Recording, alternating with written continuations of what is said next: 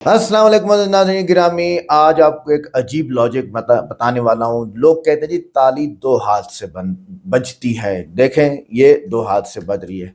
अगर हम इसको ठहरा दें और इसको एक हाथ से बज रही है कि नहीं, हाँ एक हाथ से बज रही है। इस तरह ही एतराज़ किया गया डॉक्टर जाकिर नाइक साहब के सामने कि इस्लाम आया, हिंदुइज्म आया, जैन आया तो लड़ाई नहीं थी, इस्लाम आया, फिर इस्लाम आया, हिंदू नसारा यहूदी ईसाई सब लड़ना शुरू हो गए इस्लाम मुसलमान के साथ। तो इसका मतलब क्या ये दोनों एक दूसरे को मार रहे थे या एक दूसरे को मार रहा था?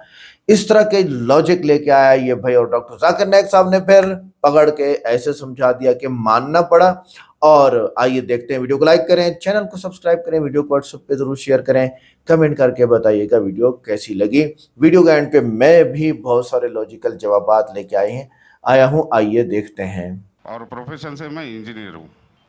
मेरा सवाल एक है, ये अपना हिंदुस्तान में जो है, पहले हिंदुज़म आया, बाद में बुद्धिज़्म आया, बाद में जैनिज़्म आया और लास्ट में जाके सिखिज़्म आया। ये सब में कभी भी ऐसा झगड़ा लफड़ा बिपड़ा कुछ भी नहीं हुआ। इधर से जितना भी आया, जैसे जूइश है, बाद में क्रिश्चियंस है, बाद में इस्लाम है, ये तीनों में 1400 साल होने के बाद भी अभी तक क्यों लड़ाई झगड़े हैं? पहला सवाल ये है। दूसरा सवाल, आप जो टेररिस्ट का कोच जो भी कुछ डेफिनेशन दिए वो तो ठीक है, जान दे दो, मगर टेररिस्ट लोग इस्लाम को बदनाम करते, कुछ भी हो आप उसके अगेंस्ट ये जो काम कर रहे हैं ये बहुत अच्छा है। दूसरी बात, ये अभी जो इराक में वो अच्छा काम नहीं किए, कोई भी हो, मुसलमान हो हिंदू हो, रिलीजियस प्लेसेस को ऐसा नहीं करना चाहिए। जरा बराबर से सवाल। भाई साहब ने दो सवाल पूछा है। पहला सवाल पूछा है कि हिंदुस्तान में पहले हिंदू धर्म आया, हिंदुइज्म आया, फिर बुद्धिज़्म आया, फिर जैनिज़्म आया, फिर सिखिज़्म आया, लफड़ा झगड़ा नहीं हुआ।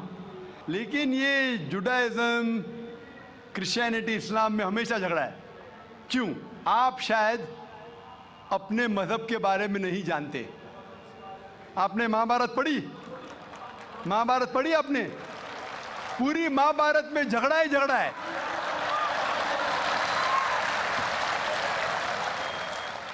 बाकी मजहब के ने अपने आपस में। अगर आप पढ़ते महाभारत, जो एक स्मृति है जो मैं पढ़ चुका हूं, उसके अंदर कजिन्स, रिश्तेदारों के बीच पांडव 5 और कौरव 100 झगड़ा होता है। महाभारत में झगड़े के बारे में जितने वर्सेस है, कुरान मजीद से कई गुना ज्यादा। अगर गिनेंगे हम, कुरान मजीद गिनेंगे कितने वर्सेस है, महाभारत में कई ज्यादा है। और जब आप भगवत गीता पढ़ते हैं, भगवत गीता महाभारत का एक हिस्सा है, 18 चैप्टर्स है। भीष्म पर्व के चैप्टर नंबर 25 to 42 को कहते हैं भगवत गीता। और भगवत गीता सबसे ज्यादा पढ़ी जाने वाली किताब है हिंदू मजहब में। और यहाँ ये भगवत गीता श्री कृष्ण राय दे रहे, सलाह दे रहे, सजेशन दे रहे, एडवाइस दे रहे अर्जुन को। जब आप पढ़ते हैं Bhagavad Gita chapter number 1 verse number 45-46, Arjun जंग के मैदान में अपने हथियार को जमीन पे रखता है और कहता है श्री कृष्ण से, मैं जंग के मैदान में निहत्था मरना पसंद करूंगा बनिस्बत अपने रिश्तेदारों से लड़ूं। ये कहता है, आपने पढ़ी होंगी। उसके फौरन बाद चैप्टर नंबर 2 वर्स नंबर 2 और 3 में श्री कृष्ण कहते हैं अर्जुन से, अर्जुन तुम इतने बुज़दिल कब से बन गए? तुम नपुंसक कब से बन गए? How have these impurities come in your heart? How have you become important? वो कहते हैं कि क्षत्रिय का धर्म है लड़ना। फिर वर्स नंबर 31, 32, 33 में कहते हैं, वो क्षत्रिय खुश नसीब है जिसे लड़ने का मौका मिलता है। अगर आप लड़ेंगे तो आप स्वर्ग में जाएंगे, लड़ेंगे नहीं तो स्वर्ग में नहीं जाएंगे। कौन कहता है? श्री कृष्ण एडवाइस देते हैं अर्जुन को। अगर मैं कहूँगा कि आपके श्री कृष्ण कहते हैं कि रिश्तेदारों का कत्ल करो, ये शैतानी हरकत है। अगर मैं कहूँगा कि आपके हिंदू मजहब की किताब में सिखाया जाता है कि रिश्तेदारों का कत्ल करो, ये शैतानी हरकत है। وہ ہندو مجھ سے کہتا ہے لیکن یہ جنگ ہے حق اور باطل کے درمیان. میں بولا قرآن مجید میں بھی وہی لکھا ہے, حق اور باطل کے درمیان. میں جانتا ہوں ہندو مذہب میں یہ نہیں لکھا ہے کہ رشتے دار قتل کرو, لیکن حق کے لیے لڑنا بھی پڑے, نو پرابلم, چاہے وہ آپ کے رشتے دار ہو, چاہے وہ آپ کے والدین ہو, نو پرابلم. تو یہ شری کرشن کہتے ارجن سے. اور جو کرٹکس آف اسلام اچھالتے محمد صلی اللہ علیہ وسلم کی حدیث کو, صحیح بخاری کی جلد نمبر 4 حدیث نمبر 46 کتاب الجہاد میں اللہ کے رسول کہتے کہ جو بھی مجاہد جہاد کے لیے جاتا ہے, اگر اس کا قتل ہوتا ہے تو وہ جنت پہ جاتا ہے, اگر وہ زندہ واپس لوٹتا ہے تو اسے اس دنیا کا مال ملتا ہے. اکثر کرٹکس انکلوڈنگ ارون شوری اس حدیث کو اچھالتا ہے, کہتے کیسا مذہب ہے, لڑنے کو کہتا ہے, مر جاتے لڑائی میں تو جنت ملتی ہے, ورنہ اس دنیا کی دولت. اگر آپ بھگوت گیتا پڑھیں گے چیپٹر نمبر 2 ورس نمبر 37 اس میں شری کرشن کہتے ہیں ارجن سے, ارجن اٹھو اور لڑو, اگر آپ مر جائیں گے, قتل ہو جائیں گا, آپ جائیں گے سورگ میں, اگر زندہ واپس لوٹیں گے تو دنیا کی دولت ملیں گی ہو بہو جو صحیح بخاری میں محمد صلی اللہ علیہ وسلم نے کہا, وہی کہتے شری کرشن ارجن سے. مجھے لگتا ہے کہ ارون شوری نے بھگوت گیتا پڑھی نہیں, اگر پڑھی ہوتی تو اسلام کے خلاف نہیں لکھتے. تو آپ کو صحیح جاننے کے لیے دونوں کتابوں کا مطالعہ کرنا پڑے گا. آپ کہہ رہے ہندوازم آیا, بدھزم آیا, اشوکا کیا کیا, لاکھوں لوگوں کو مارا, آپ بولتے قتل ہوا ہی نہیں, آپ شاید بھول گئے, آپ نے ہندوستان کی تاریخ پڑھی ہی نہیں. تو ہندوستان کی تاریخ آپ پڑھیں گے, یہاں بھی کئی لاکھوں لوگوں کا قتل ہوا ہے, نہ ہی صرف مہابھارت کے اندر لکھا ہے.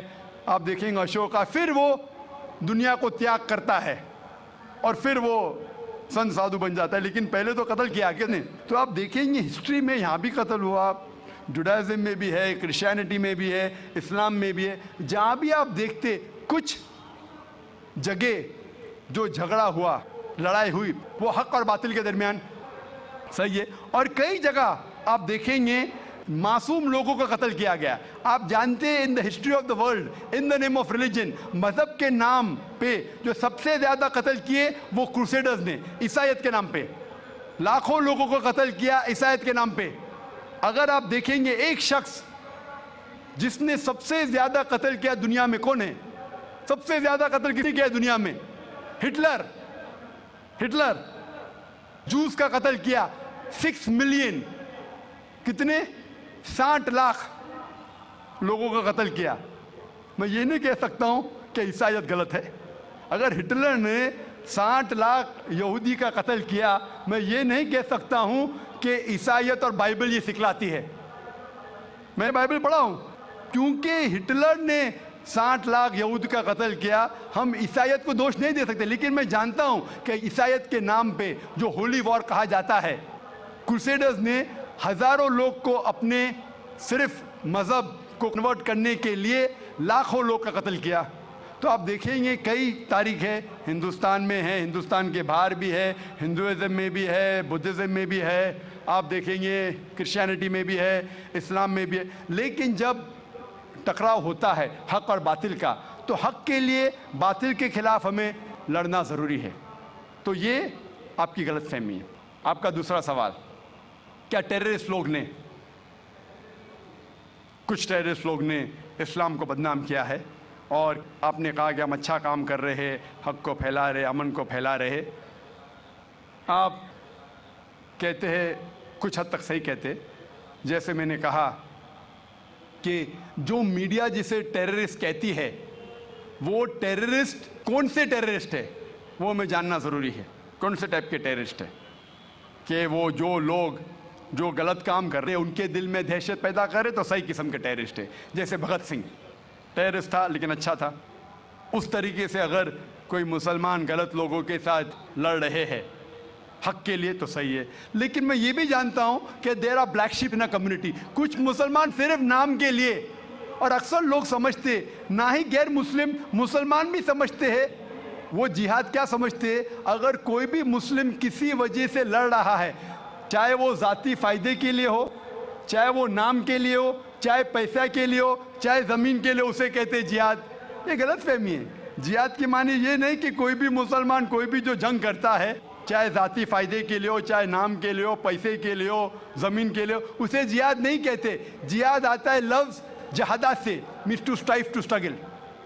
جہاد اسلامک ٹرمنالوجی میں to fight against ones own evil inclination, ہماری خود کی غلط نفس سے جھگڑنا، جہاد کرنا، اسے کہتے ہیں صحیح جہاد۔ معاشرے کو سدھارنا کو کہا گیا ہے جہاد۔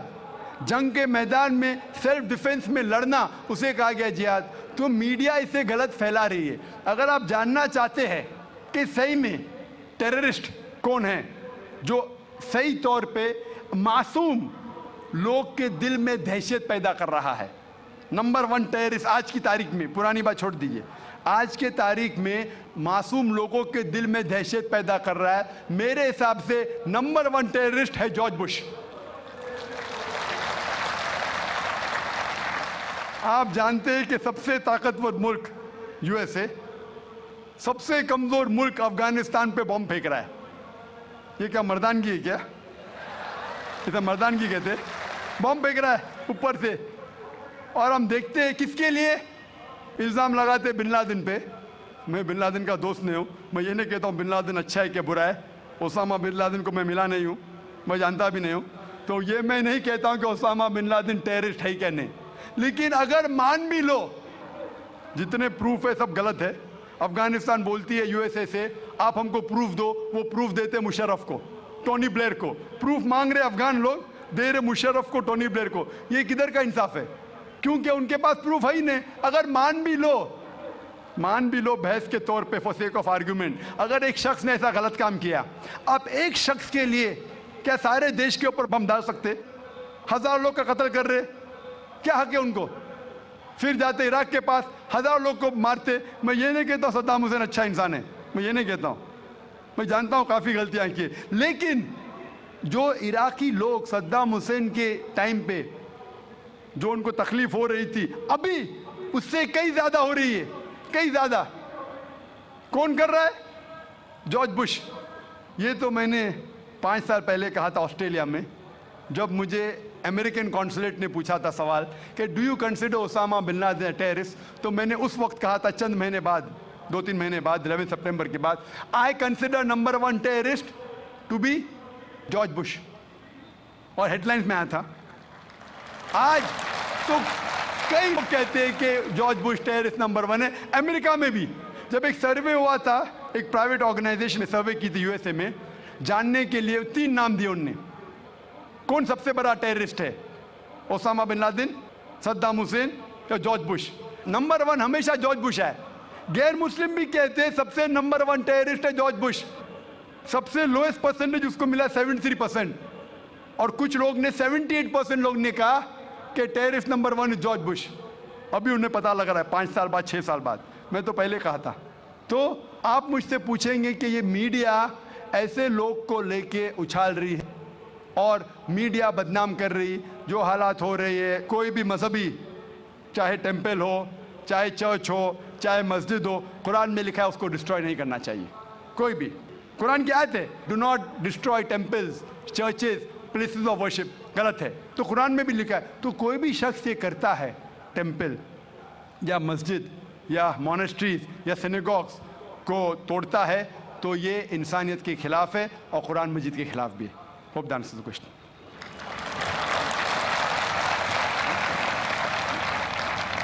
اگلا سوال ہمارے یہاں سے کریں گے بھائی۔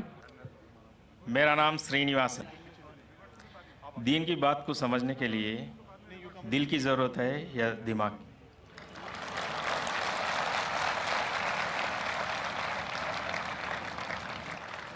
بھائی صاحب نے اچھا سوال پوچھا ہے کہ دین کو سمجھنے کے لیے دل کی ضرورت ہے کہ دماغ کی؟ دونوں کی ضرورت ہے، دل کی بھی اور دماغ کی بھی، دونوں کا کنیکشن ہے۔ دل کی بھی ضرورت ہے، دماغ کی بھی ضرورت ہے۔ اگر صرف دل کی بات ماننے کو کہے اور کوئی ان لاجیکل بات کہی جا رہی ہے، بولے دل سے میں مانتا ہوں 2 + 2 3 ہے، 2 + 2 5 ہے، آپ کو اور کچھ اضافہ کرنے کا سوال میں؟ जी हाँ बोलिए। मैं आपका प्रोग्राम सुनता हूँ, रब्बिश रौली सदरी वयस्सिर ली अमरी वाहलुल उक़दतम मिन लिसानी यफ़क़हू क़ौली। तो सेंटर क्या है?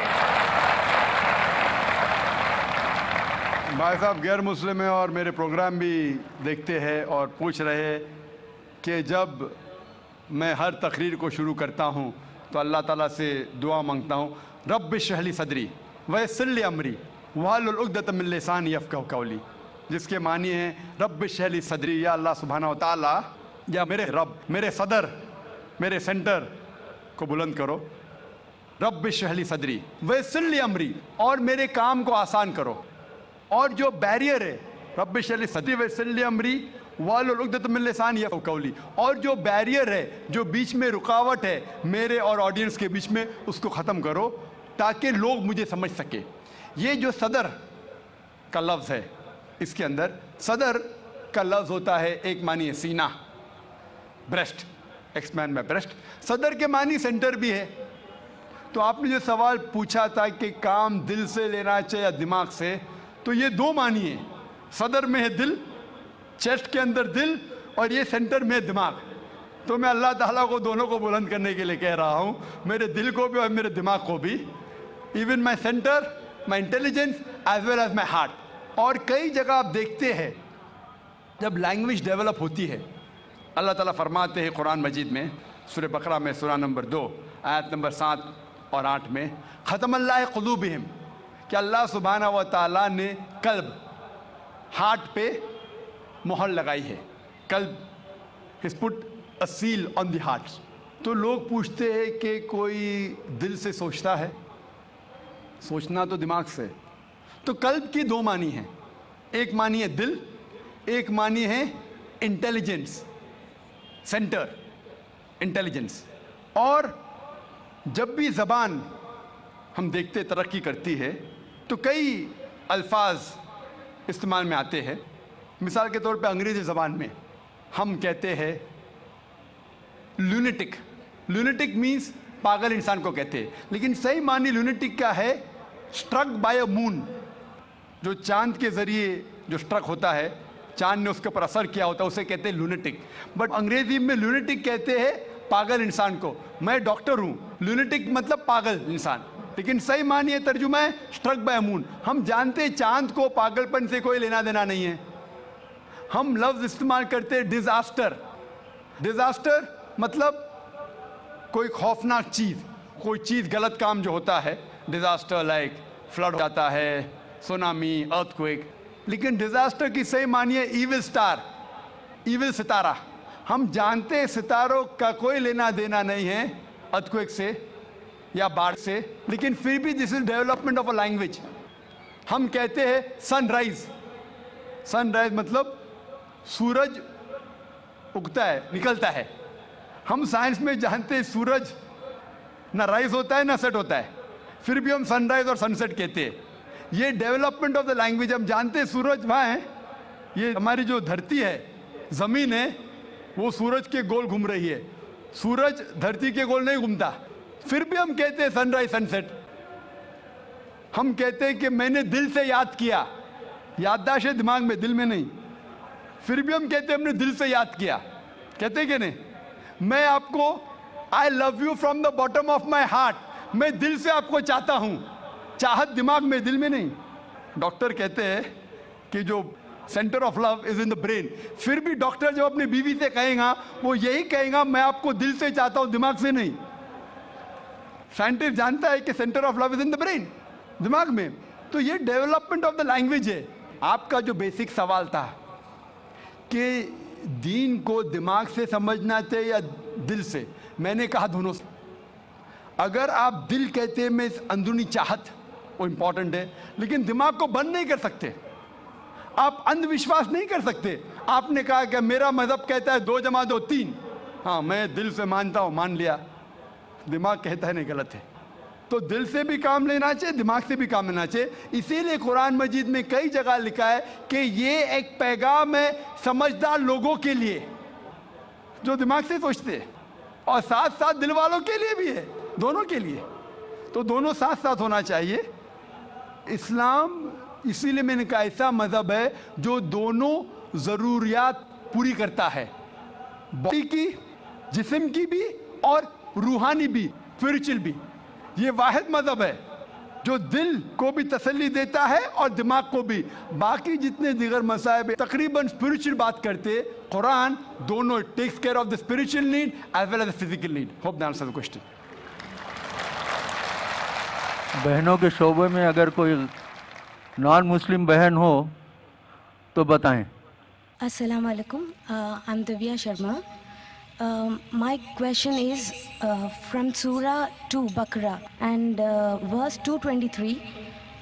Can you please explain me these lines? Your women are your till to cultivate, so go to your till as you will, and send good deeds before you for your souls, and fear Allah. Know that you will one day meet Him. Can you please explain me this? बहन ने सवाल पूछा है सूरह बकरा की सूरह number 2 आयत नंबर 223, जिसमें बहन ने पूछा कि women are your tilth, treat them like your tilth. ये जो कुरान मजीद में कहा गया है कि औरतें आपकी खेती है, तो वैसा उनका सही तरीके से उनसे बर्ताव करो।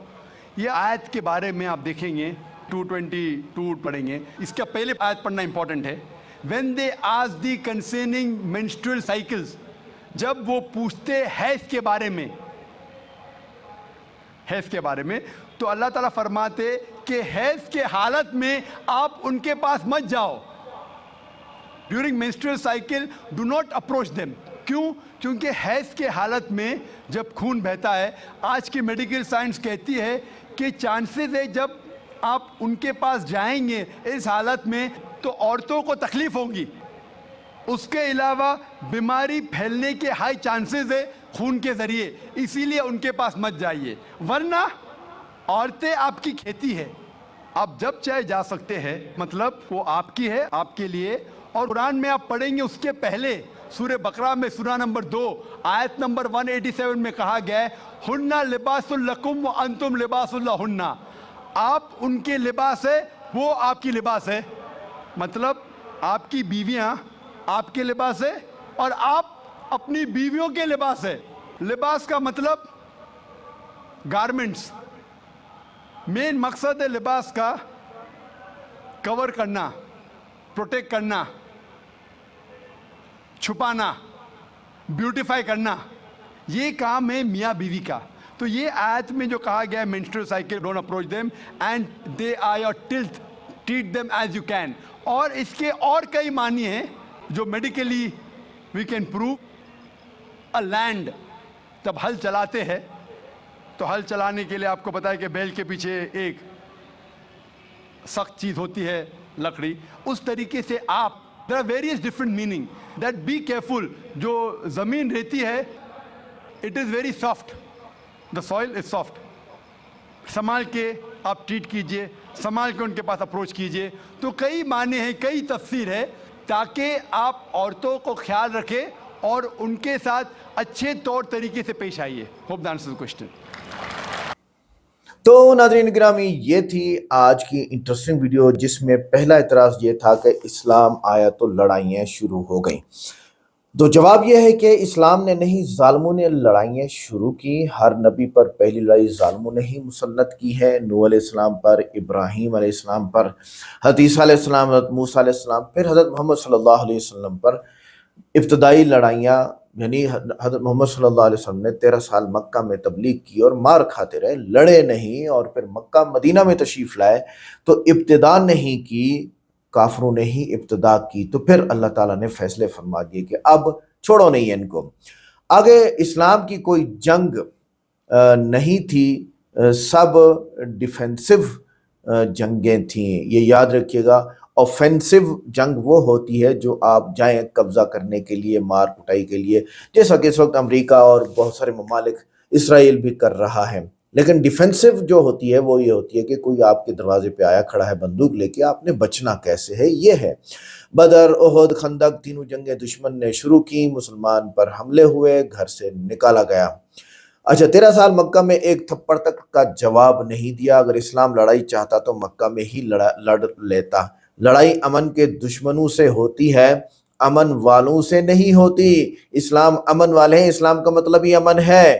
چور، ڈاکو، آتنک حملہ آور، ان سے روکنے کے لیے ہر قوم فوج رکھتی ہے۔ کیا فوج بنانا بھی ظلم ہے؟ یہ تو اسلام نے بھی فوج رکھی ہے۔ اللہ تعالیٰ کا حکم ہے اعدوا لہم ما استطعتم من قوہ، کہ ان کافروں کے مقابلے میں جتنا تم کر سکتے ہو اپنی طاقت کو تیار کرو۔ طاقت میں اسلحہ ہے اور طاقت میں آرمی ہے۔ اسی طرح آتے ہیں ہم انصاف قائم کرنے میں کبھی کبھی طاقت استعمال کرنا پڑتی ہے۔ اگر پولیس ہتھیار استعمال کرے تو کیا وہ فسادی ہے؟ نہیں، اس طرح ظلم کرنا روکنا جہاد ہے، فساد نہیں ہے۔ تو اسلام نے ظلم روکنے پہ اسلحہ چلایا ہے، اور اسی وجہ سے اب کچھ اسلامی ممالک ایٹمی ہتھیاروں پر کام کر رہے ہیں۔ اسلام نے جنگ کے اصول دیے جو آج کی دنیا بھی نہیں جانتی ہے۔ یہ یاد رکھیے گا، بچے، عورت، بزرگ، عبادت گاہیں سب محفوظ، دھماکے، آگ لگانا، عام شہری مارنا سخت حرام ہے۔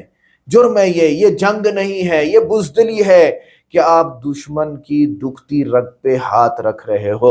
اگر اسلام لڑائی والا ہوتا تو مسلمانوں کا قانون یہ نہ ہوتا کہ صلح بہتر ہے۔ قرآن کیا فرما رہا ہے؟ وَالصُّلْحُ خَيْرٌ۔ اسی فارمولے کو لے کے میں آپس کی لڑائیوں میں لوگوں کو یہی کہتا ہوں، آپس میں بیٹھ کے صلح کر لو، وَالصُّلْحُ خَيْرٌ۔ لیکن مصیبت یہ ہے کہ جس کی صلح کرانے جاؤ اس کے سینگ نکل آتے ہیں، دل کرتا ہے اس کی گردن مروڑ کے الگ کر دی جائے، کیونکہ وہ فسادی ہیں، وہ صلح کے لیے تیار نہیں ہے، وہ اللہ کے دشمن ہیں۔ چاہے ابھی آپ آئیں، رات کی میٹنگ ہے روس کی اور یوکرین کی، یوکرین نے امریکہ کو بھیجا کہ جاؤ صلح کرو، اور روس نے 5 گھنٹے کی میٹنگ کے بعد کہا کہ ان کو کہا نہیں ہو سکتی صلح۔ وجہ کیا تھی؟ وجہ یہ ہے کہ یوکرین آزاد ہوا ہے روس سے، اور یوکرین دشمن بن بیٹھا روس کا۔ تو کس نے لڑائی کی؟ یوکرین نے۔ اب اس کی خیر نہیں ہے۔ اب وہ صلح کس لیے کرنا چاہ رہے ہیں کہ امریکہ اپنا اڈا یوکرین میں قائم کرے روس کے خلاف۔ تو کہنے کا مقصد کیا ہے کہ روس قصوروار ہے؟ نہیں، وہی معافی مانگ رہے ہیں جنہوں نے لڑائی شروع کی ہے، وہ ہے یوکرین اور امریکہ۔ آگے آئیے، اسلام کی اول ترجیح جنگ نہیں امن ہے۔ پہلا لفظ السلام علیکم، پہلا حکم رحم کرو، پہلا اخلاق معافی کرو۔ اچھا آگے، دنیا میں لڑائیاں مذہب سے نہیں، لالچ، سیاست اور طاقت سے ہوتی ہیں۔ پہلی عالمی جنگ مذہبی نہیں تھی، دوسری بھی نہیں تھی۔ اب بتائیے، ہٹلر نے 60 لاکھ یہودیوں کو مار دیا، اس لیے میں نے جو پڑھا ہے، اس لیے کہ اس کی ایک گرل فرینڈ یہودی تھی، اس نے شادی سے انکار کر دیا۔